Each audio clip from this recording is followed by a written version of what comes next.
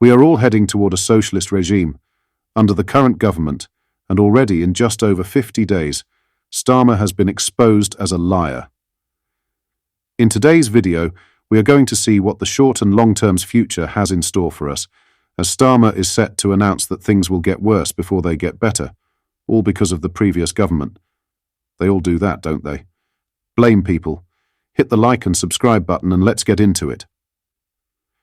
Before the general election, Keir Starmer told the British people that things would get better, that he would bring wealth back to the country. Now, just 2 months in, the Prime Minister is about to embark on his first broken promise. In his election pledges, the then Labour leader spoke of how a big majority would be better for the country. He said a strong mandate would give people more money in their pockets. Labour's vision, headed up by Starmer, Reeves and Rayner, focused on promises of creating growth for Britain and the British people. The most important thing is growing the economy and wealth creation. I do think that's been the Achilles heel for 13 years now, he said. You can talk about public services, but if you haven't got your economy working, then you can't do that. If you haven't settled the planning, the infrastructure challenges, then you can't get your economy going. Now Starmer will claim in a speech on Tuesday how things will get worse under Labour before they get better, in a Jam Tomorrow promise. He will warn working people that he must take unpopular decisions in his speech. He is laying the groundwork, as many will see it, for sweeping tax rises on working people. He will say, when there is rot deep in the heart of a structure, you can't just cover it up. You can't tinker with it or rely on quick fixes. You have to overhaul the entire thing, tackle it at the root, even if it's harder work and takes more time. Because otherwise what happens? The rot returns, in all the same places, and it spreads, worse than before. You know that, and I know that. That's why this project has always been about fixing the foundations of this country.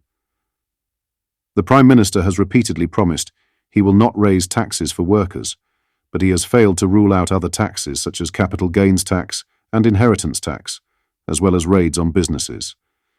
Meanwhile, Keir Starmer has defended his decision to give public sector workers pay rises, a move which is playing into his union paymasters.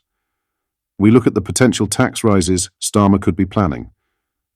Income tax increases. One potential tax rise under Keir Starmer's Labour government could involve increasing income tax rates, particularly for higher earners.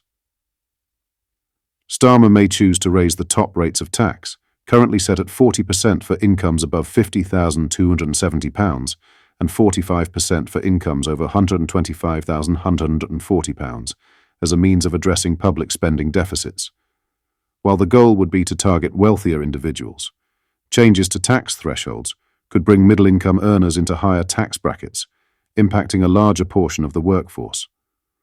This measure might prove politically challenging, as Starmer would need to balance calls for wealth redistribution with ensuring that tax burdens do not excessively dampen the disposable income of average workers.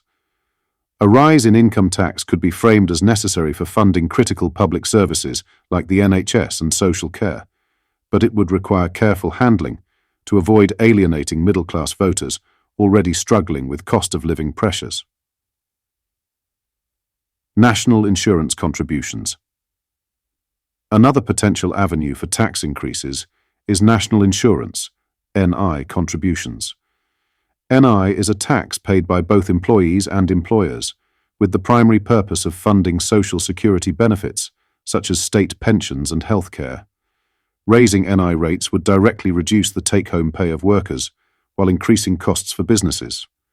Starmer may consider this route to raise significant revenues, but it could disproportionately impact lower and middle-income earners. Such a move may also affect the self-employed, who already face a distinct set of NI rates. While Labour might argue that higher NI contributions are necessary to restore public finances after years of conservative-led austerity, this policy could prove unpopular if it erodes workers' earnings and places additional pressure on businesses already facing economic headwinds. Capital gains, tax and wealth taxes. Starmer could also consider reforming capital gains tax, CGT, or introducing a wealth tax as a way to raise revenue without directly increasing income tax.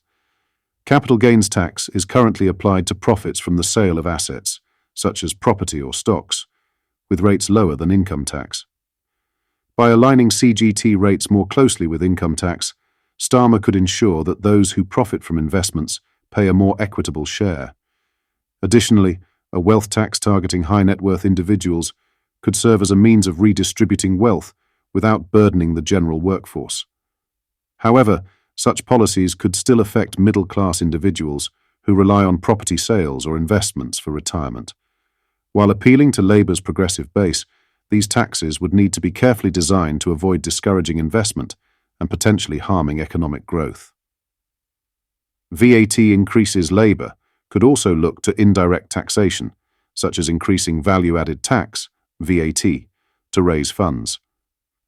VAT is a consumption tax placed on goods and services, currently set at 20%. An increase in VAT would generate significant revenue, but could disproportionately impact lower-income households, who spend a larger share of their income on everyday necessities. Although Starmer might prefer indirect taxation as a way to avoid increasing direct income taxes, raising VAT could stoke public discontent, especially during a cost-of-living crisis. Starmer's challenge would be to balance the need for new revenue streams with the regressive nature of VAT, which tends to hit the poorest hardest, potentially undermining his party's pledge to reduce inequality. Inheritance tax reforms. Inheritance tax, IHT, is another area Keir Starmer's Labour government may explore for potential reform. Currently, inheritance tax is levied at 40% on estates valued above £325,000, with allowances for spouses and additional exemptions for main residences.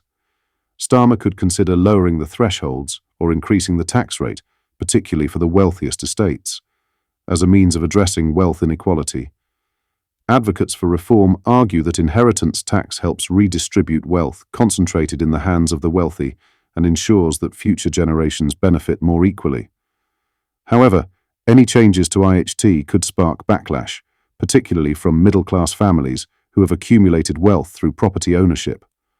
While an increase in IHT could be presented as a way to tackle inequality, Starmer would need to carefully navigate public opinion, as many view inheritance tax as a death tax, and changes could affect a larger portion of the population, especially in areas where property prices have skyrocketed over the past few decades.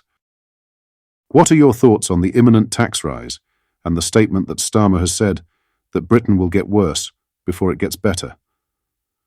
Let me know down either comments, hit the like and subscribe button, and join our fast-growing community.